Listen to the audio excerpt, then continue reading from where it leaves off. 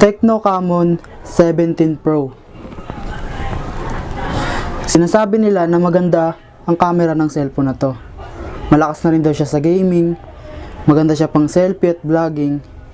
At kamusta nga ba siya at ano ang masasabi ko sa kanya pagkatapos ko gamitin ng isang linggo? Malalaman niyo yan sa video na to. Bago yan, panoorin niyo muna ang unboxing ko sa cellphone na to.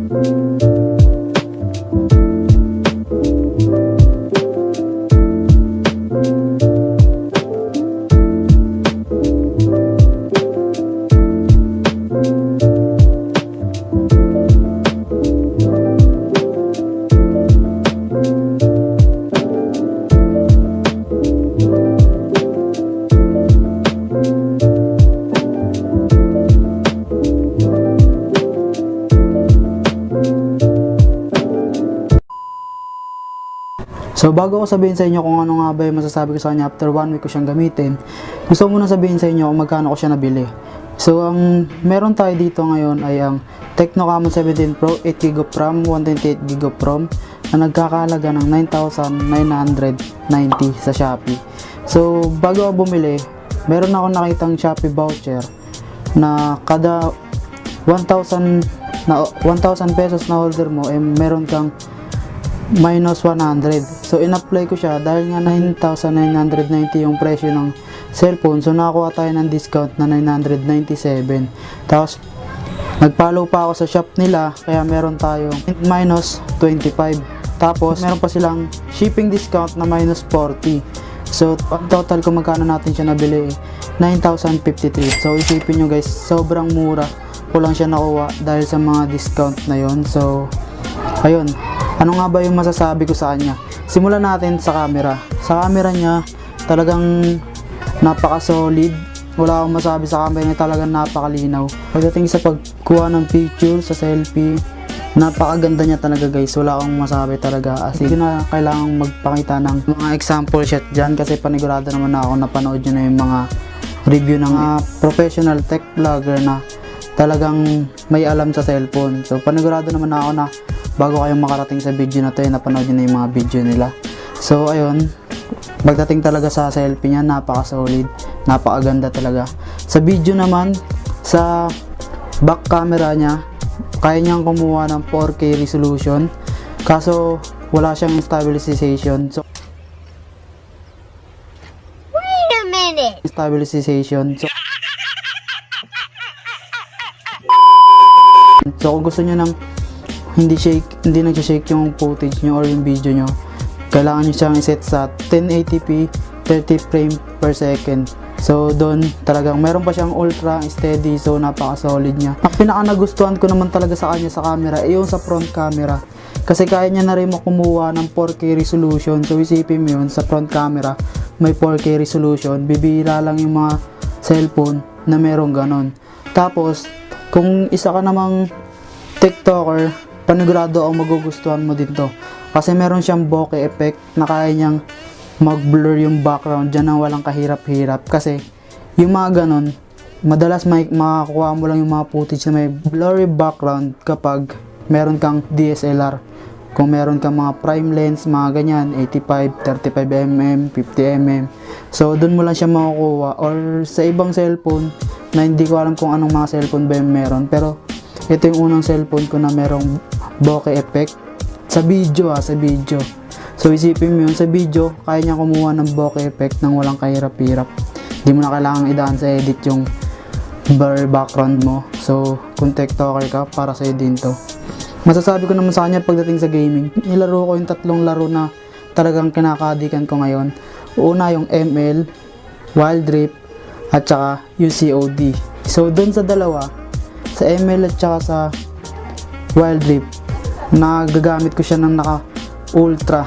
Tapos sa Wild Rift 60 frames per second, as in naka high lahat ng mga setting ko. Wala akong nakitang frame drop, kahit katiting na frame drop wala akong nakita, at saka hindi siya init.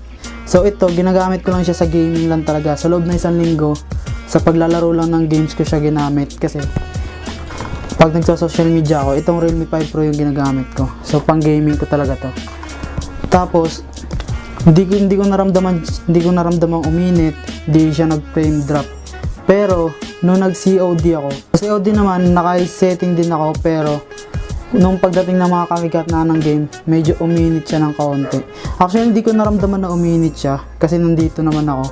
Pero nung hinawakan ko yung dito sa may gitna banda, may init siya ng kaunti, pero kakaunti lang naman, kaya hindi mo rin mararamdaman na umiinit yung cellphone mo. So hindi siya kagaya sa ibang cellphone na ramdam mo yung init ng cellphone mo. Dito hindi ko siya naramdaman. Tapos tumatagal yung battery niya. Nung ML at saka Wild Rift nilaro ko, tumagal yung battery niya ng mga 5 hours. 5 hours ko siyang ginagamit, 5 hours and 30 minutes. Pero nung sa COD naman, umabot lang siya ng 5 hours. Siguro mga 4 hours and 45 minutes, mga ganun lang siya katagal. Pero kasi gamit ko siya ng naka 90 Hz. Ang sabi naman, kapag naka 6 Hz ka, mas matagal yung itatagal ng battery mo. Tinry ko kasi siya na nakamax lahat ng mga setting niya kung gaano katagal siya malulobat. So sa battery, napaka-solid talaga. Tsaka wala akong masabi, napakaganda ng cellphone na to. Yun lang yung masasabi ko sa cellphone na to. So, may re-recommend ko ba siya sa inyo na bilhin nyo? Kung budget po nang hanap mo, ito na yun. Wala na makakatalo dito guys. Ito na yun. Camon 17 Pro. Sa isang budget phone, wala ka talaga masasabi kundi boom, kilig. So ayun lang yung mga masasabi ko sa cellphone na to. Talagang napakasulit na talaga niya. Tsaka nakakuha pa tayo ng malaking discount, kaya salamat Shopee tsaka sa Tecno. So ayun, disclaimer lang, hindi to sponsor, talagang binili ko siya. So kung ano man yung mga sinabi ko, yun yung mga opinion ko tungkol sa cellphone na to. So kung gusto nyo bumili, lalagay ko na lang sa description yung link para dumiretso ako sa shop nila. At ayun, order na kayo kung ako sa inyo. Napakasulit talaga guys, promise. So ayun, like, comment, and subscribe. Bye. Oo nga pala, hindi ko na sinabi sa inyo yung full details niya kasi panigurado naman ako napanood yun na yun sa mga professional tech vlogger na nasa video na nila. So yun, nandito lang is ano yung experience ko sa kanya after 1 week ko siyang binili at unboxing.